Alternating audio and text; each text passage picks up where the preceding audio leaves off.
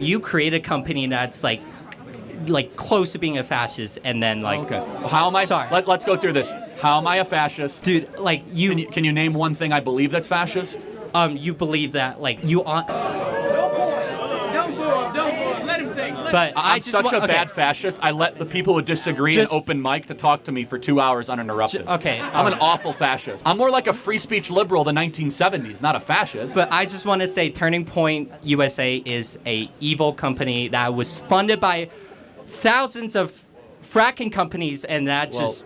No, it's not thousands, but we do have some frackers that give us money. But and then all it is making the rich more rich. Fascism to fracking. That's all it is. That's all it is. Okay, again, I'm happy to have a debate. I can see you're getting kind of fired up. I'm sorry. So, but why are we evil? Like, we're having a nice discussion. Because all of a sudden you're calling me like because a fascist. It seems like you just want the rich get even more rich.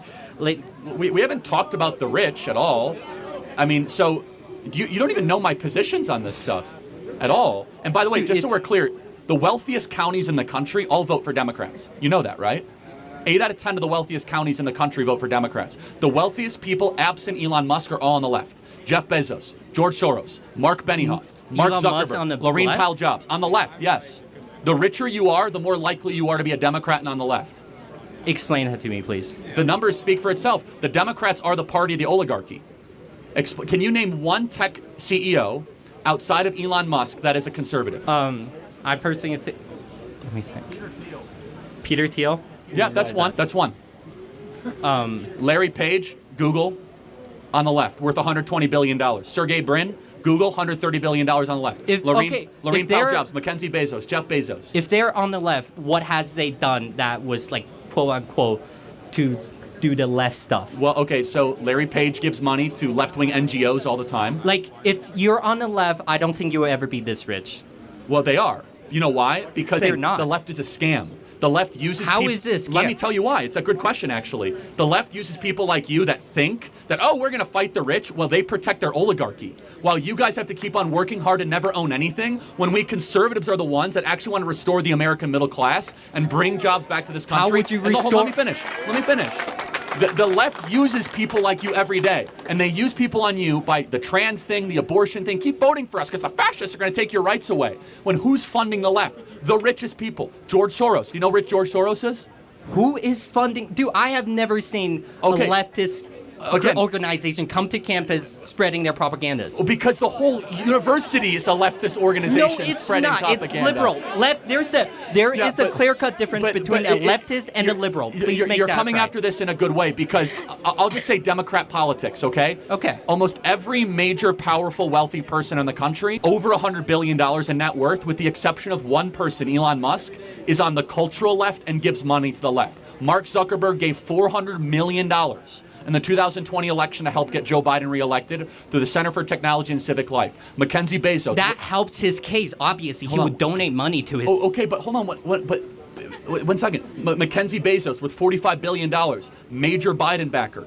Laurene Powell Jobs worth $20 billion. Steve Jobs' widow, one of the most radical left-wingers in the Emerson Collective. Mark Benioff from Salesforce worth $12 billion. One of the most radical left-wing guys that you'll see out there. The eBay guy, Omador, one radical left-wing. It's so important for you on the left. You guys are being scammed and gamed, because they talk a good game about building the middle class, but it is not the party of democracy, it's the party of oligarchy. And you can go fact check me tonight, and you might actually have cognitive dissonance. Type in this: wealthiest counties in the country, they almost all vote for Joe Biden. Who gives the most political donations to the left? All the wealthy people. Go look up the top billionaires on the Forbes list, the top 100. Only about 10 of them give the Republican, the other 80 give the Democrat, the other 10 don't give at all. It is mind-blowing when you realize the shift in power the last 10 years. Republicans used to be the party of the rich. You know what changed? We nominated a class traitor as our nominee, Donald Trump. As soon as Donald Trump became our nominee, all the billionaires said, we don't want him anymore. He talks about things we don't like. He wants to end the wars, close the border, bring jobs back to this country. We want to keep on supporting a political party that doesn't want any of that stuff. Explain to me how Joe Biden represents the working class in this country. He doesn't. He very much supports the unions. Hold on a second. The union or the union bosses? Big difference.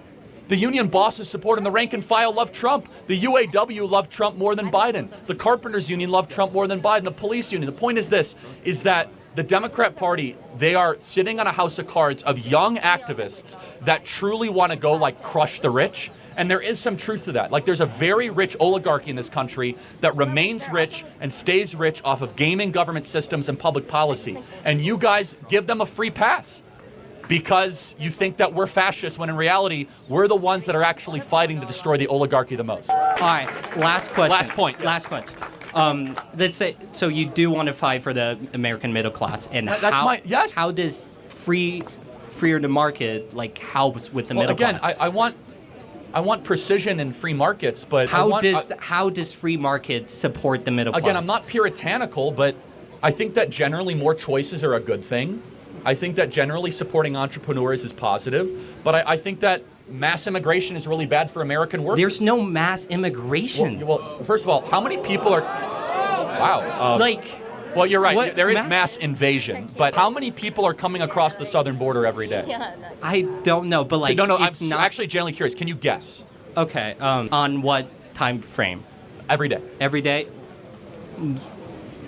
500? At its low point, it's at 10,000 right now. It was 15,000 last month. So what does that annualize? Let's play that out. A lot. Yeah, that's a lot. Yeah. So that's mass immigration, right? How many green cards do we give out every year? Probably a lot. Yeah, a lot. About 1.2 million, Well, right? what's wrong with giving out green cards? I'm not saying anything wrong. No, you said there's no mass migration. So I'm just trying to tell you, we do have mass migration, right? We have 3 million on the southern border, and then we have 1 million green cards, right? That's 4 million a year, right? Which is basically bigger than most U.S. states.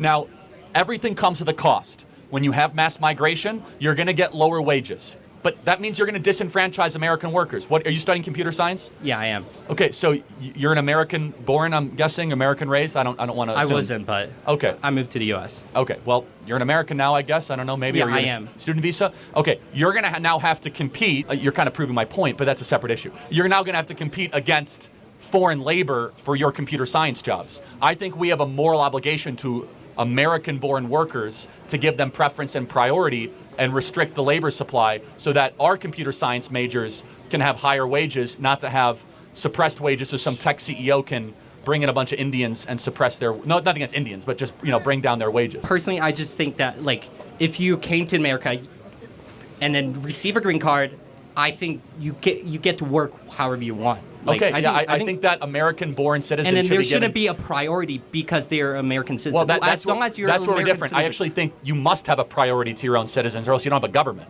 You have something else. If you don't have a priority to your own people, I don't know what you have. You have a colony, not a country. You're just a big economy. Mm-hmm. And that's fine if that's your position. By the way, your position is held by the ruling elite. Where I think that we should have a country, not just a colony, where the American-born citizens should be given preference over foreigners. Nothing against foreigners, I think they're nice people, but the Americans should be given first preference. And by the way, any sane country believes that. We're like the only country in the world that says, and certain European countries, come on in and take whatever you want. So let me ask you a question. So in the CRT literature, what do they think of white people or whiteness? Who would you like me to quote? Kimberly Crenshaw. I haven't read Kimberly Crenshaw She says that yet. whiteness is a cancer or a toxin on our society. The concept of whiteness, the racial concept of whiteness. Okay, so what is whiteness?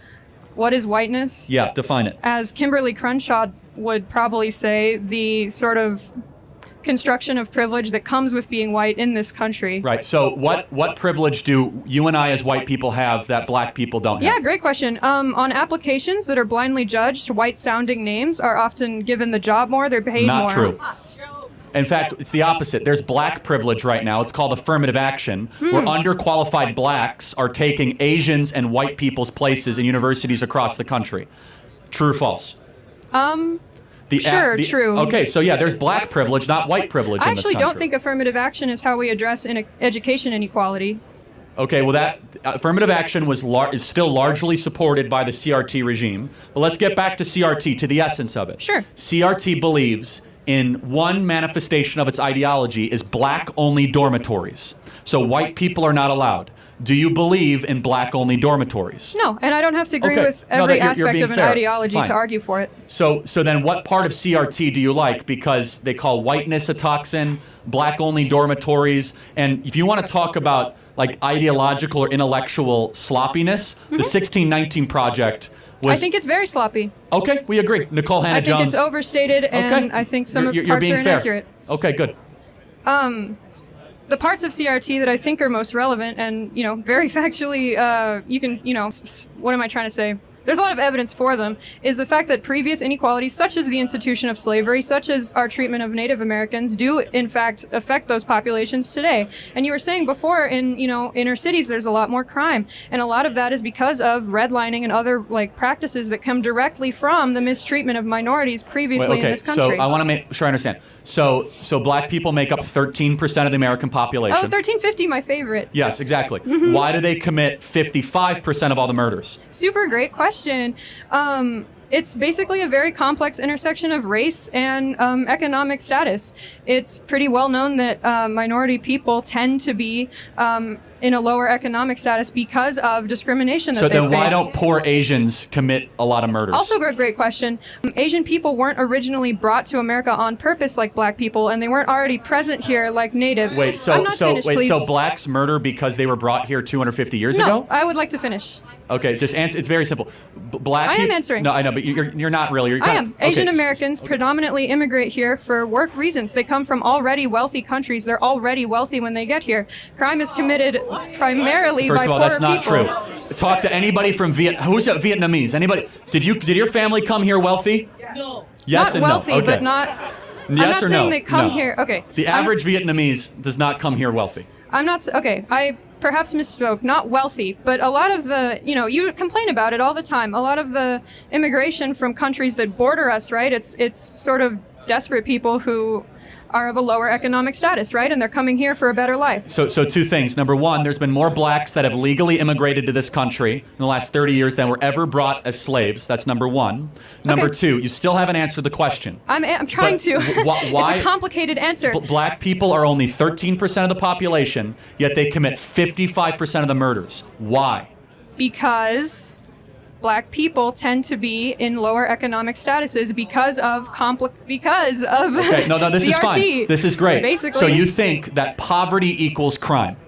I think that it's highly correlated, and there's a lot of studies on that. This is where we disagree. What an insult to the working poor of this country. So why do you think black people commit more crime, Well, first Charlie of all, Kirk? so let me ask you a question as my answer. Go on. What percentage of blacks have a father around when they're raised? I'm not sure. 20%. So that's why you 80% of think it blacks is. do not have a stable father around. It is the most predictable way to end up in prison, end up as a murderer or a criminal. And why It's do not a you think that's racism a problem? It's not a white supremacy problem. It's a fact that black fathers impregnate women and they don't stay around with the women And that they have why, impregnated. Charlie Kirk, do you think that happens more in the black community compared to others? It's threefold. Number one, we subsidize single motherhood. Number two, it's culture. It's accepted in the black community, and it shouldn't so it's culture. Okay. Don't take my word see. for it. Read Thomas Sowell's own book on how black culture allows single motherhood to continue into a nanny state type practice. 75% of black youth are raised without a father in the home. 75%. Is that a bigger problem or not a bigger problem than whiteness, white privilege, or white supremacy? How They can should you all blame? be addressed, and they're all related. Okay, how is a white person to blame for the fact that 75% of blacks? Oh, individual white people aren't at all to blame. Okay, we agree. Yeah. So, but wouldn't it be more smart to be like, hey, that this is not about systemic racism. Stop impregnating your women and abandoning them? Well, the way to incentivize not impregnating women and abandoning them is increasing access to healthcare, into housing, into everything that we know increases those outcomes for people. So we have spent $30 trillion on the social welfare system since 1965.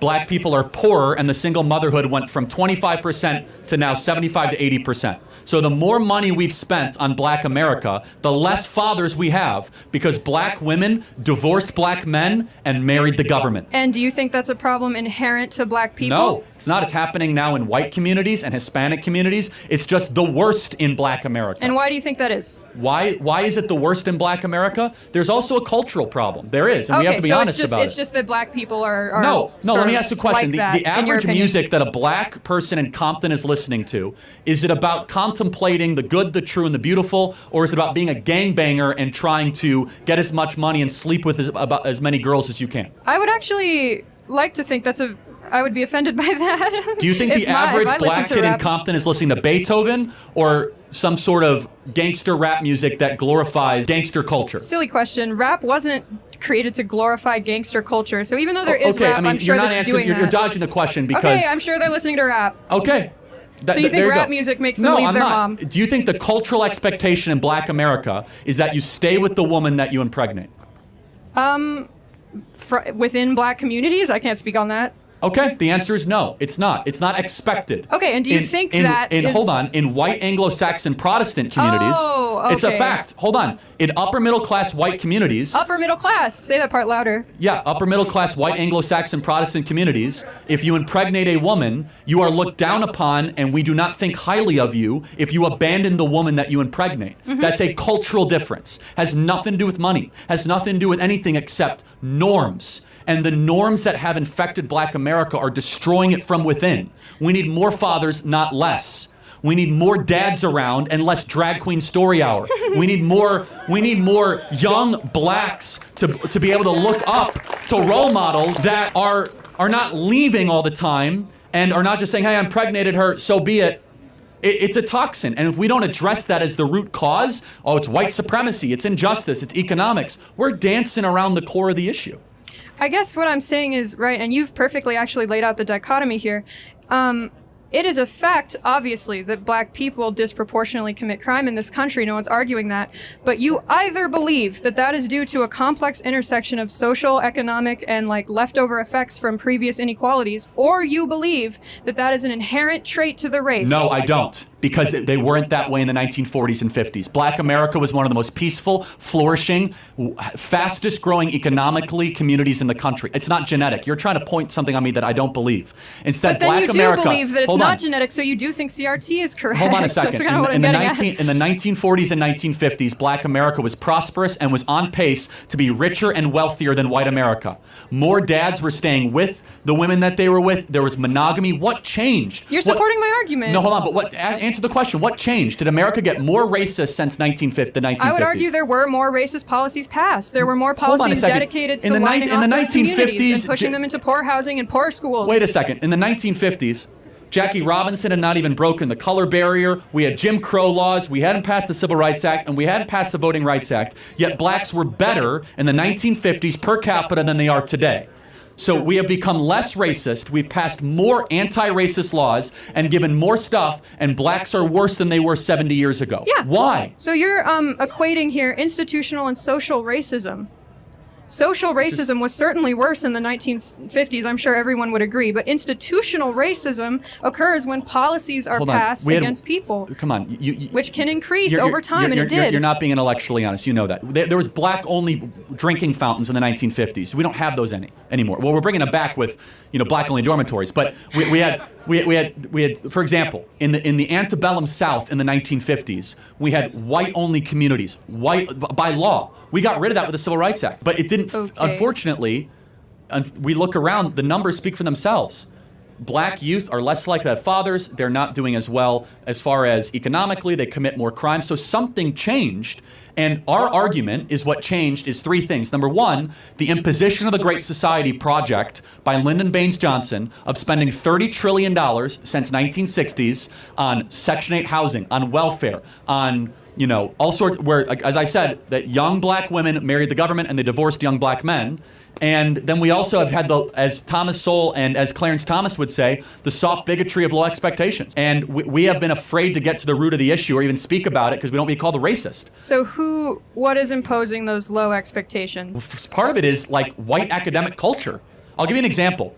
I'm not saying you believe this, but Merrick Garland, the Attorney General of the United States, has come out and said having an ID to vote is racist. That is code for saying black people are too dumb to get a voter ID. You're doing it again. You're simplifying a very nuanced, complex argument from the real people who are making it. Is voter ID racist? Obviously not, Charlie. Okay, all right. Do you want to know where the argument comes from? I can eloquently tell you.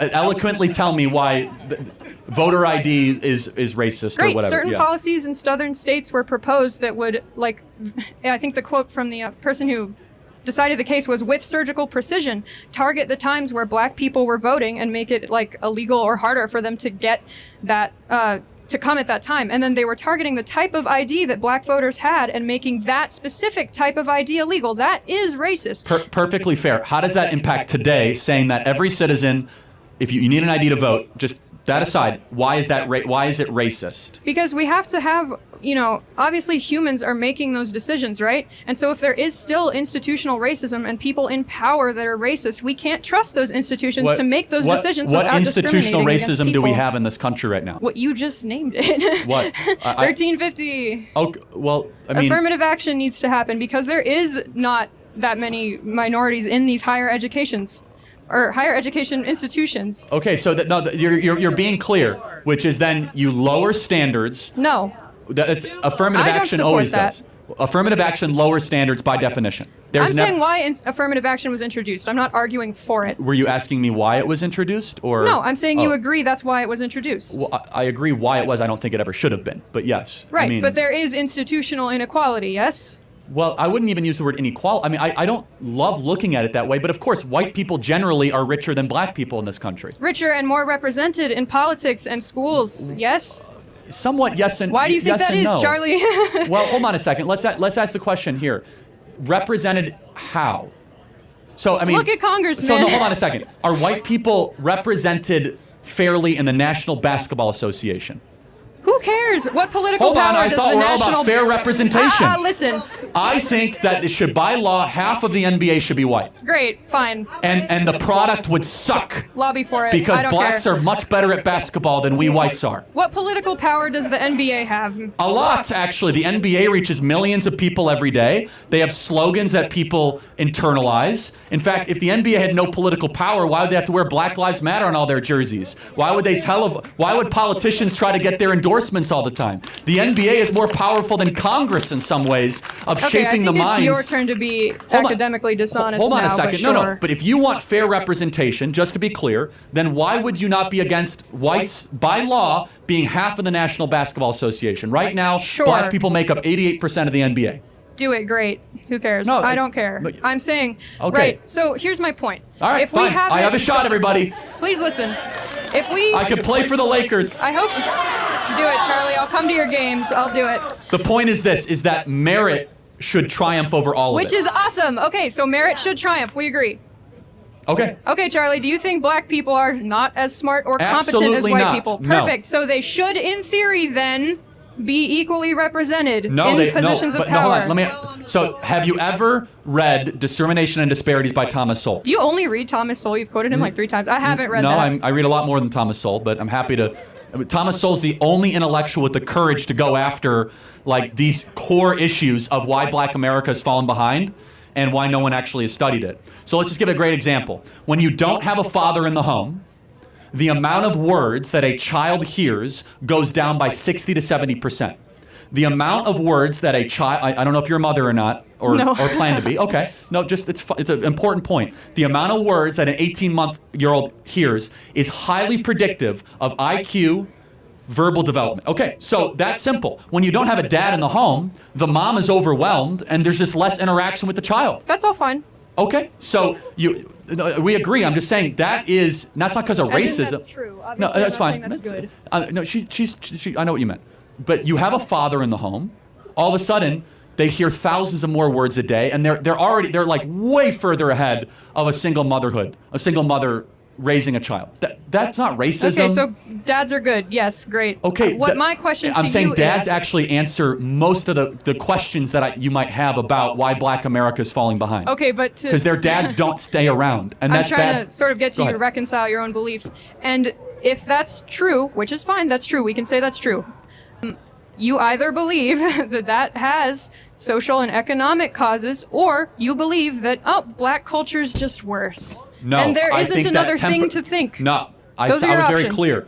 Right now, Black culture is being held captive by influences, songs, Which and role models. influences? I mean, Nicki Minaj, Cardi B. Okay, Nicki Minaj is causing dads to leave the home. Hold on a second. I don't think that's a good role model for 18-year-old Black girls. I don't think that songs that are talking about like glorifying wet female genitalia is exactly. I don't know which one wrote that song. Which one was it? I think it was Ben Shapiro. Yeah, that's right. Yeah, but by the way, the role models of the 1940s and 50s for Black America were completely different. So it is a representation issue. Hold on a second. No, not representation. It's who do you get your art from? It's what values are they putting forward? It's the question of Every day, for example, more times than not, black politicians will lament the condition of America. It's systemically racist. It's terrible. What does that do to a 14-year-old black kid if you just find that you hear that everything is rigged against you? Instead, they should be saying, hey, there might be some barriers, but if you believe in yourself enough, you can achieve in this country. It creates a form of social conditioning of low expectations, and that's not my argument. You know whose argument that is? Barack Obama's. I don't necessarily agree with everything he said either, man. Barack Obama said, number one, we need more fathers in the home. This is when Barack Obama didn't go super woke. Obama's a liberal. I don't care what he's got to say. Okay, but Barack Obama, then secondly, he said that we can't keep telling our black youth that you can't succeed in this country. Anybody can succeed in this country. And Obama was right when he said that. Obama was correct when he said that we need to change the story we're telling black America. Which is fine. I've never heard any teacher look at a black person and say, oh, you can't succeed because of racism. Hold on a second. But what is the embedded message of all the propaganda saying it's systemically racist, you're going to run into racist employers, that they're going to discriminate against you? It creates this heaviness of why even try? By the time college students get to college, they've experienced all that. They don't need to be told. You think that the average... I'm curious. You think that the average black student at this university experiences like active daily racism? I'd be curious. I'd have to ask. You can ask him to raise their hand. I don't know. Maybe it's true. Maybe it's as bad as it was in the antebellum South. So I'm not saying that, obviously. Okay. I did say social racism improved. I'm saying institutional racism is still present, and that's what's causing lower outcomes for minority communities. Do you think the reason why only 20 to 25%, it depends, we don't know the number, it's just a range per year. Sure. So 1 in 4 of black youth have a stable father around. What would you just say is the big? Why is that the reason? A complex intersection of social and economic reasons, which are outlined in CRT. Okay. Thank you for the dialogue. Thank you. Okay. How do you feel about like the current state of the economy and this whole theory of like immaculate disinflation? If you're familiar with the term. Say that again. Immaculate disinflation. Well, we're not living through that. Okay. But yeah. Yes. And where's your proof that we aren't exactly? Are you talking disinflation? Yes. That we actually we're not seeing a surge in prices? No, disinflation means the inflation rate is decreasing over time. Well, so there is some evidence to show that, for example, televisions, iPhones. Specific products. That's not an illustration of all inflation, though. No, I was going to agree with you that. Okay. But if you just go to a grocery store, eggs are far more expensive than they were 2 years ago. You don't have to overthink it. I mean, the college degree here at this university, what is it per year, guys? 30,000. How much? That's without. They've been 10 in state, 30,000 out of state. Yeah, 10 years ago, I bet it was 18,000 out of state, right? So yes, but they've been trying to raise the Cal State tuition for quite some time, even before inflation spiked to its current levels or previous levels about a year ago. They've just been delaying it for quite some time.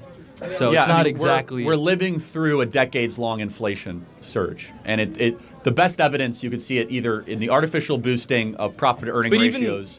Go ahead. Even during like Trump's administration, inflation was actually quite low, so that's not No, it was low then, but true. It's not low right now. Yes, but why was it low then, would you say? Well, because we had economic growth, and we weren't borrowing $2 to $3 trillion a year. We actually were. We were borrowing quite a bit of money. We were borrowing about $1 trillion a year. Still quite a bit. So we're borrowing about triple that right now. Yes. Do you agree? Yeah. Okay, yeah. got I mean, it. I think that's how the math works out. So triple in the law of big numbers is a big deal. So borrowing $800 billion, not excusable. Borrowing $2.5 trillion, morally reprehensible. Morally? Why exactly morally is there a distinction between 1 and 3 trillion? Very arbitrary. Because everyone here is going to have to pay off that debt, and that dollar that you think is going to have value is decreasing by the day. Whether you're pro-choice or Democrat. But inflation is something that's going to occur no matter what. Can I finish? Okay. I apologize. It's okay. Inflation is not a guaranteed human norm. That's not true, but I'll get to that in a second. Every single person here, it will be harder than ever for you to own a home. So inflation is immoral because you're going to enter into a housing market where everything costs 3 times as much in the housing market than it did a decade ago. You will not be able to afford a down payment, let alone even be able to build the capital necessary for other goods and services that you might want to build wealth. And you know who does benefit is your parents' generation and baby boomers, no offense, that do own their assets and you won't. And so, secondly, inflation is a choice. It's not built into the human experience. The human experience, sure, but the economic system, especially a capitalist economic system, it definitely is. How would you try to achieve 0% inflation? 0% inflation? Yeah. Well, I wouldn't want 0% inflation. So then it is built in. Inflation... And it is a necessary evil. No, I said I wouldn't want it. Okay. Moderate inflation is good for money velocity and for growth. Yes. But you need to manage that versus the growth rate, right? So this goes back to Milton Friedman's idea of the Chicago monetarism. You can laugh all you want. Friedman? Yeah, all right. Okay. What's so funny about Milton Friedman? The fact he's the greatest economist of the 20th century, or Qualify. That's I don't know. I wouldn't say he's exactly that. so you're more like a John I respect your John opinion. Maynard Keynes guy? So yeah. Not necessarily. Okay, No. but- I just take a more broad approach than Okay, so specifically we Milton don't Friedman. need. We do have a central bank. Okay. Bold claim. I'll follow you though. I'll follow You don't need to have a central I bank. used to be very against the Federal Reserve as well. Okay, I'm just saying you don't need to have one, but we Okay. choose to have one.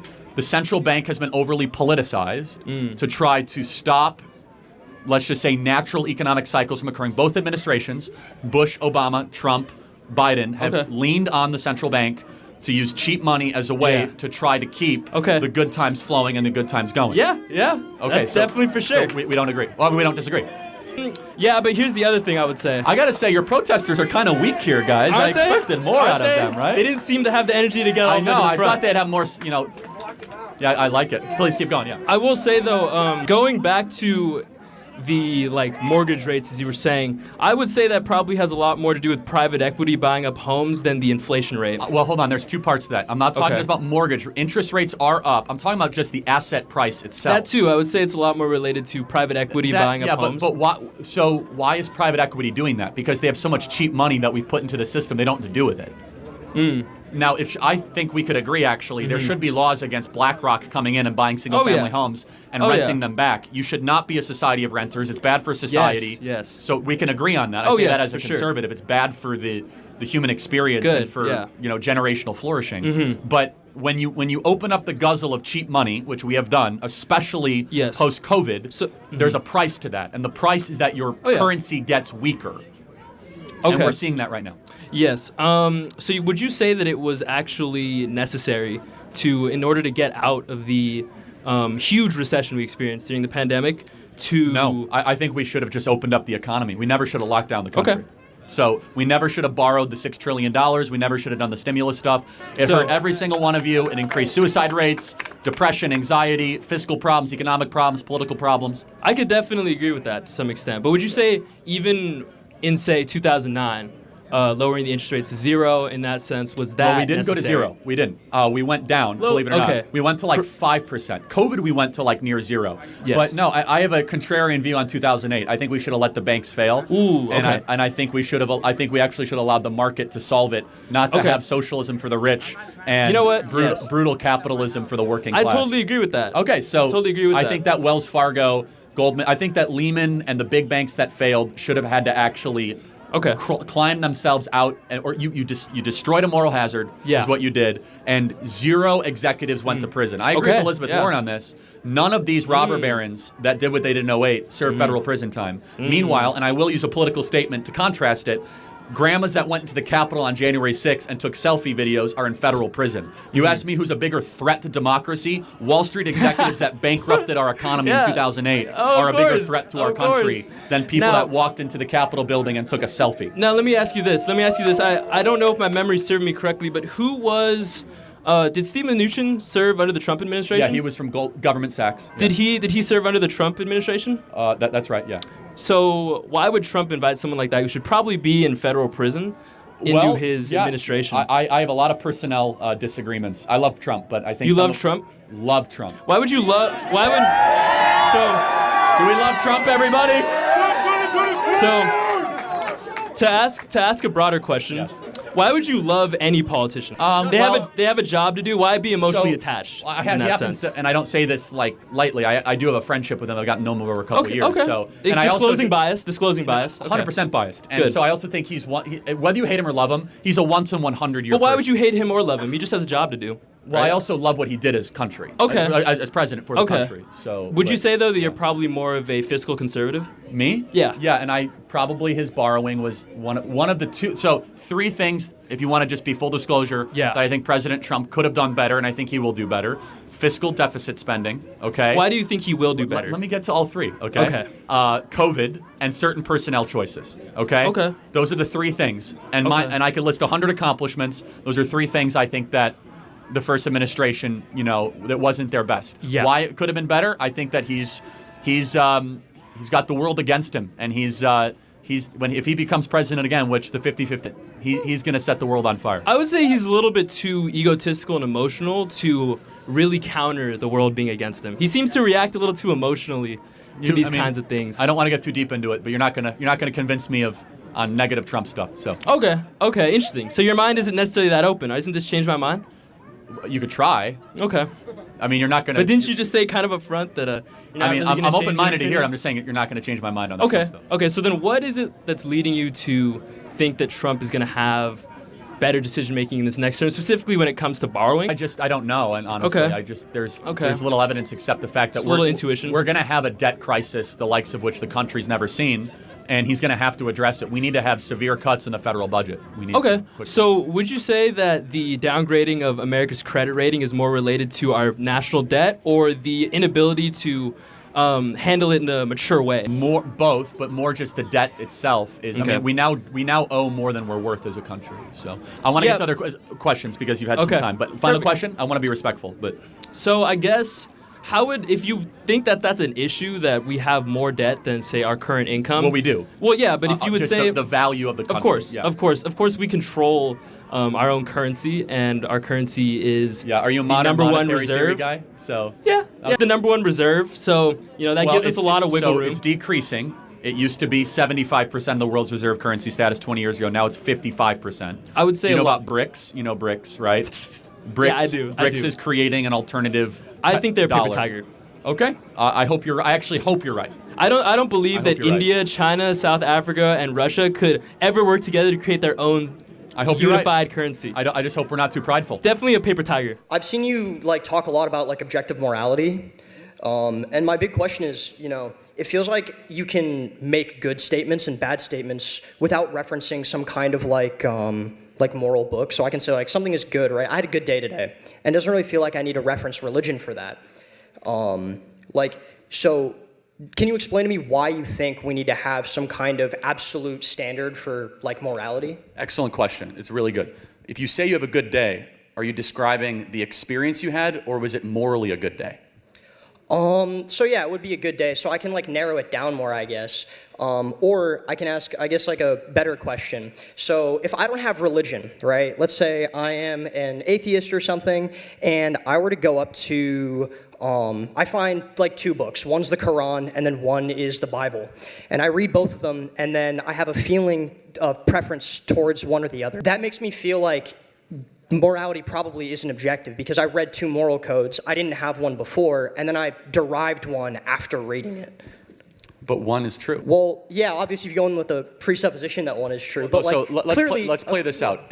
Not sorry to interrupt. If I'm on an island, and let's just demystify part of this, and there's the Bible, and then there's Lord of the Rings, and I end up believing in one of those, which is true. Well, what's true is just what corresponds with reality. We're talking about. I agree. So which one has evidence, and when applied in the natural world, actually shows a flourishing people and society and a way to live? Because you would agree, at least out of 8 out of 10 of the 10 commandments, they're pretty good rules for life, No, right? yeah, 100%. Of course, yes. No, but so the great. thing that I'm talking about doesn't have to do with whether or not Christianity is good or bad, or whether I that's agree not what with you're most saying. I know. of. Yeah, it's just regarding one can be true, but even if one is true, it doesn't really feel like I'm influenced in terms of what I feel is good or bad, because obviously, there are people who are Muslim who have read, the Bible and still are more persuaded by Islam.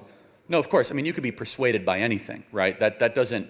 I believe that there is a transcendent way of living. I call that the Bible, right? And I believe it's the perfect catalog from creation to the end of the world. You don't have to agree with that. I'm talking strictly from a moral sense. So let's just ask a separate question, which is, do you think people are naturally, outside of religious teaching, good or not so good? The nature of humanity. The nature. I wouldn't be comfortable making a statement about it. Fair enough, and I appreciate that. So we believe, as Christians or those in the space, human beings are pretty awful, okay? That we're broken, that we're sinful, that we fall short of the glory of God, and that we need to teach people how to be good. A common left-wing belief is that human beings are actually awesome, and they're terrific, and the reason why things are not so good is because of capitalism or the patriarchy or feminism or whatever. So you're asking a question of, why do we need objective morality? Well, or what specifically? Yeah, so not necessarily why we need objective morality, but you seem to be, because obviously I don't believe that it's a thing, but you seem to make the claim that do you believe that absolutely? No. Okay, good. But you're consistent. yeah, the the big thing is for me, even if I have a God, there is no thing telling me, like, you know, it's just like the is-ought problem, right? That's like my big contention, right? How am I ever going to derive a claim about what I should do from only statements about the nature of being? Got it. So you would believe murder's wrong? Yeah. Why do you believe that? Because in its definition, it says it's wrong, right? It's wrong killing of somebody, or at least that's my understanding of it. Okay, so for example, you go to an African village, happens all the time. They leave a full-born baby by the fire. They don't want it. They discard it. Happens tons of times. Any missionary will tell you that. They just discard babies. Why? They don't believe it's wrong. It's just in their code and custom. No one feels bad about it. Just discard kids you don't want. Are they wrong? For me, yeah, they're wrong. Yeah. It's a bullet I do have to bite for my worldview. Hold on. Are they objectively wrong? Is it objective? No. Because I don't believe in objective morality. So that can apply to any statement. It's not objectively wrong to leave a full-born baby by the fire and just say, you're on your own, have a nice life. Well, yeah, I'm calling into question objective morality. So I obviously have to No, bite I know. that I'm bullet. just trying to make you hear back how insane what you are saying. Well, you're making a claim about the objectivity of it. No, you're I know. not making a claim about whether it's wrong. Obviously, I think it's wrong. Let's get more graphic. So you put 1,000 Jews in a gas chamber, and the Nazis thought what they were doing was good, and they pressed the button. Were they right or were they wrong in gassing millions of Jews? Objectively, you can't, like, when you say, is it objectively wrong? Hold on, wait. If you say it's objectively wrong, you're implying that you can derive a truth value from it. And I don't think you can. So I don't think that you can make a true statement regarding whether something's good or bad. Got it. So just to be clear, the Nazis could have been right in their actions, in your view. That implies that right is an actual thing. I don't believe you can determine a truth value from a moral claim. So the Nazis were not objectively evil. Yeah, I've said that like 4 times. Like, yeah, you can't derive objective moral statements from like things. I'm not saying they're not wrong. Like, they are wrong. Oh. Well, no, it's okay. Yeah. No, I just want to make sure this is important because what you are saying, and you're saying it very clearly, is that we look at the Holocaust and it's just a matter of opinion. Yeah, that's kind of the problem of being an atheist. You have to bite the bullet. I respect your intellectual clarity, and I will say... And obviously, for clarity, no. I obviously think the Holocaust is wrong. So if anyone's questioning about that... No, but it's just your opinion. I believe that it's objectively wrong, no matter who you are or where you come from, because it transcends opinion. Do you think, last question, I appreciate your clarity on this, do you see how your view could result in a lot of dead people? Well, I don't think my view is really I'm not making a claim that we should behave in a way. No, you're making claims. Well, I am making claims, yeah, but I'm not making a claim that, like, we should behave in a certain way or, like, that we ought to, like, you know, not have Christianity or some kind of moral I'm not saying code. that, but let me play this out, and I think you'll understand. No, I understand, because you're going to say, well, there's all these bad things that could happen if people follow me. Or that did happen. No, I'm not following you. If your view becomes a view of a country, and... For example, putting 1,000 Jews in a gas chamber is not deemed as objectively wrong, transcendent above anyone's opinion, then all of a sudden, what would prevent that evil thing from occurring and nobody questioning it? Sure. So my main idea, I guess, with the worldview is I'm not making a claim, again, about how things should be. I'm making a claim that this is how things are. So within my, like, worldview, this is all fine. You can have people agreeing that things are wrong. Generally, I think most people's moral intuitions will lead them to thinking that things like murder is wrong and stealing is wrong because it makes you feel bad, right? No, well, if I see somebody get hurt, that makes me feel bad. If you see somebody die, that makes you feel bad. Yeah, the SS guards didn't feel bad when they killed Jews, and that's okay. But do you see where this might unravel into mass murder and societal chaos? Yeah, that happens in the real world. I'm making a description about the way people derive their morals. I'm not saying how we should or shouldn't. I'm saying this is how you derive your morals. If you have 2 books there, the trueness or correspondence with reality has zero anything to do with your preference towards, you know, one moral system or another. Hold on. Or maybe the true one says, don't gas the Jews. That would be, murder. That would be obviously, because God will judge you harshly. Yeah, 100%. Maybe just hear me out. Maybe the true one says that life is good and that there is a creator who loves you. But maybe, now what you're doing is you're just making claims about what you think, like, yeah, obviously it would be awesome if I had a moral code that everyone had to follow that agreed with I know, things if that only I said. a book existed. Yeah, I know, if only. But my entire if only point there is was that this all the things amazing that book. Yeah, but my point is that No, all you're being super clear. I appreciate it. Okay, yeah. No, and you're the first person ever, to your credit, to answer the atheist Nazi question clearly, which is that an atheist cannot objectively say that the Holocaust was wrong. I'm arguing against objective, like the idea that... No, you're being... Usually there's some withering there. You went right into there. Well, yeah, I can't go in here and, like... not bite the bullets of like what my argument implies. Like, We have clarity but not agreement. Thank you, my friend. yeah. Appreciate it. Thank you. Thank you for your time. Do you view democracy as an American value, something that's very important to the fabric of this country? No. Where is democracy in the U.S. Constitution? Oh, okay. So are no, you? No, hold on. Where is the word democracy? I don't think the word democracy is it's in not. the Constitution. So where is the but- word democracy in any of the founding Well, fathers? A lot of the They're- founding fathers had extremely elitist viewpoints around who No, should. hold on. I just want you said the word democracy, so I want to get back to our roots. Yes. Where is democracy mentioned? I don't- In the Federalist Papers, the Constitution, or the Declaration? I think it's good that this country has moved away from Got things it. that were So it explicitly is believed by the mentioned founding in the Federalist fathers. Papers, and it's mentioned negatively as a problem. So you ask me, is democracy a fundamental American value? I say no. Okay. Because I go back to our roots. And Do you- Hamilton, Madison, and Jay. Oh, I know that spoke- Hamilton was anti-democracy. No, He- like, well, hold on, these let me people finish. thought that people should be But owned as I want to be property. clear. I am pro-representative government. Okay. But I'm not pro-democracy. That's a big difference, and that distinction's important. But you asked very specifically about democracy, which is Okay. not an American value. It never has been and never should be, because what is democracy? Democracy is majority rule no matter what. That there's no provisions of checks and balances, no inalienable rights, no separation of powers, pure if the majority gets it, the majority wants it as quickly as possible. I don't advocate pure democracy. I do understand that we live in a Cool. representative, like we live Got in a it. So republic, and I believe in understand these things. representative Yeah. government. Okay. And you might say I'm splitting Well, I hairs would- on words, but Yeah. I'm not. Well, so it's coming from a place where, on some level, we have a level of democracy in this country, and people vote, and it is part of their civic duty to Representative, vote. sure. Yes. Do you not think it is in the greater interest of this country at large that its citizens are as educated as possible to therefore be able to participate in that I system? think they should be as wise as possible, and I don't think that education and wisdom are the same thing. Yeah, I In fact, understand. I think college disincentivizes the cultivation of wisdom.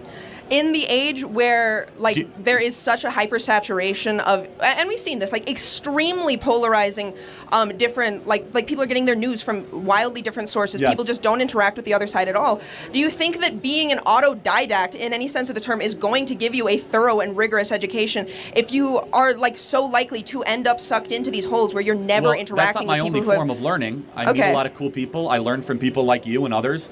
I mean, I'm listening when you're talking. It's not just a shtick. You haven't won me over on any of it, but you had an opportunity to. But I'm glad you attempted to. But yeah, I mean, you learn in other ways other than just sitting in a classroom listening to a professor drone on for 90 minutes and pretending to read his book and paying $20,000 a semester to cheat on the exam at the end of the semester. I think college is what you make of it. I think I agree. So is people, life. people are selling themselves short on their I education agree. if they you, don't. You can listen to get as many anything out of their podcasts as you classes. want. You can meet interesting people.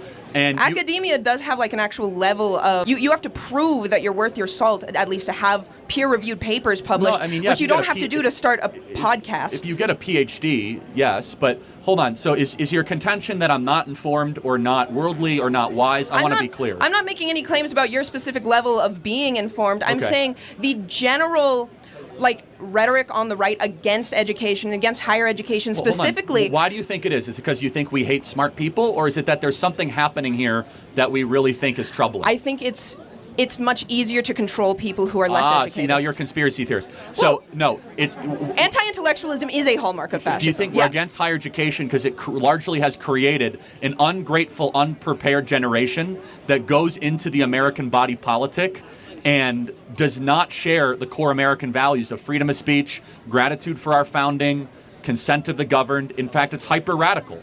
And it's against our traditions, our norms, and our customs, and it's created massive fissures. We call that the woke mind virus, if you will. Okay, that makes... It's not because people are easier to control. In fact, we love learning. I learn every day. In fact, that's why I'm pro Hillsdale College, where it's probably one of the hardest colleges in the country to get into and graduate from. The problem is that when you are learning largely trash and crap, and you're not going in the pursuit of truth, beauty, or goodness, and you're not trying to inculcate wisdom or good character, There's no oversight on online political punditry to make sure that you're in pursuit of wisdom and goodness. No, of course you there's you not. I mean- directly profit from propagating viewpoints that are more polarizing and that suck people deeper into more conspiratorial well, hold on. thinking. So what you're doing is you're actually insulting the audience, not me.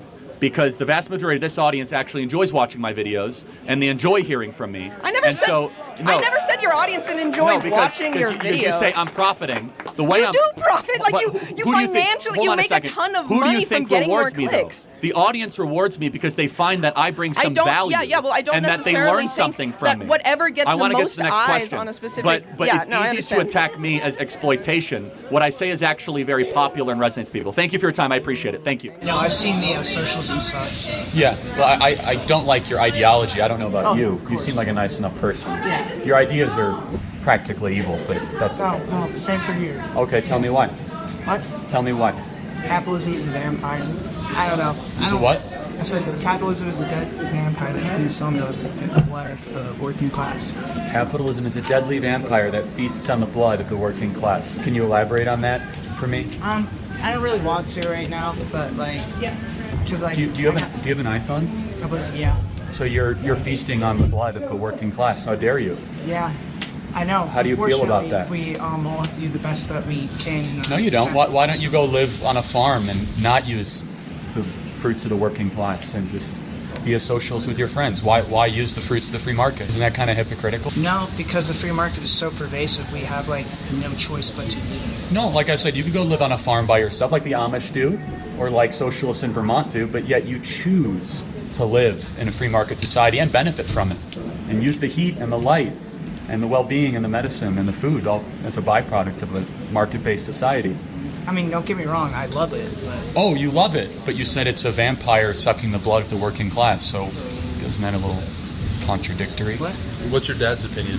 My dad's opinion? Yeah, how old are you? I'm 18. Is your dad the same persuasion as you? No, he's a Republican. Slightly, that's okay then. He's Republican. Yeah, he's a Republican. But no one's preventing. See, here's the thing: no one's preventing you from living like a socialist. You can go do that, but your worldview would prevent me from living like an entrepreneur or like a capitalist. So inherently, your ideology is built on control of other people's choices. Ours is built on freedom. If you want to go live like a socialist, I have no problem with that. You can go start your own socialist colony in rural Utah, buy your own land and share your own water and share your own food. That's what's so amazing about voluntary societies. Whereas what you talk about is a coercive society. I don't have that freedom to live how I want to live under the worldview that you espouse. And I think that's immoral. You're forcing them. And again, I don't believe in revolutionary socialism. I didn't accuse you of that. You said Democrat socialism. Yeah. That's just the club I'm with. Really, I'm fairly Marxist, honestly. Okay, let's talk. That's just the club that I'm in. But I believe that eventually we will get to a state where enough people, we will collectively come together and say, hey, this is better, for all of us.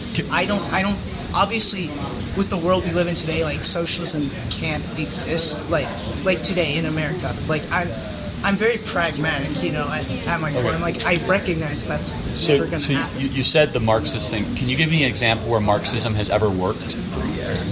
No, but that's because... But it's been tried over 100 times in the last 100 years, and it's never worked.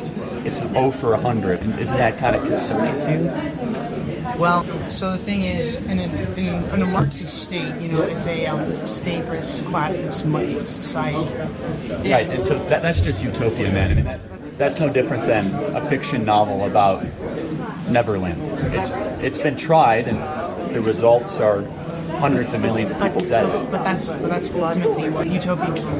Right. So here's the question: you think utopia is attainable? I think it is, not in our lifetime. Okay. Have you read the Communist Manifesto? Yeah. And so, I guess the struggle I have here is you espouse a viewpoint that has never worked. You think's never going to work in our lifetime and never work in this country. That's no different than me believing in something of a work of fiction. But that doesn't mean that you can't work towards it. So how would we go about working towards it? That's where the revolutionary component comes in, isn't it? So maybe you are a little more revolutionary than you admit it. I don't think I am. I think that when you look over time and you see, how societies have changed and how they've progressed and everything, I think that eventually we'll get to a point where people will be able to criticize. Well, so let me ask you a question. Do you think some people are better at some things than others? Sure. Okay, so then in your utopian society, where would a smarter person fit in versus a not so smart person? Would there be hierarchies or no in your fictitious utopian Marxist society? okay, you got to remerge society. Well, at that point, automation will have taken over enough so that you have to what? Are you familiar with this thinking? No, I'm very familiar. I'm trying to thinking is that to No, trust me, I'm not asking to figure it out. I'm actually to deconstruct. Like, I don't actually think he believes this. I'm saying this, that because of the modern age, there is a new variable, right, which is automation. Yeah. So very familiar with it, but that will never get rid of hierarchy. So. For the 2020 elections, there's what's his name? There's a candidate who believes in the Asian American guy. If we Karl Marx argued that in the 1870s, and we've had huge automation, and we still have hierarchy. It's like, so no matter how hard you try, some people are going to work harder at certain things and be more proficient at them than others, whether it be music, sports, anything. In the fictitious Marxist society, it means the complete total abolition of any sort of hierarchy whatsoever. And so that's something you would believe. Okay, so that's how we're actually built as people. Some people are taller, some people are smarter, some people have higher IQs, some people have more drive. Only in a market-based society are those differences able to elevate the standard of living for all people and actually make some sense of a broken world. And there's been so many times that Marx's fictitious utopian communism has tried to be implemented. Over a short period of time, like the Paris Commune, it falls apart. Do you know why? Because human beings are inherently selfish. And so if you try to build a commune, for example, after 20 days, you're going to have one guy and say, no, I want 2 loaves of bread, not 1. And he might be smart enough to be able to figure out how to do that. Then all of a sudden there'll be a small subdivision that will break away from him and you have a conflict.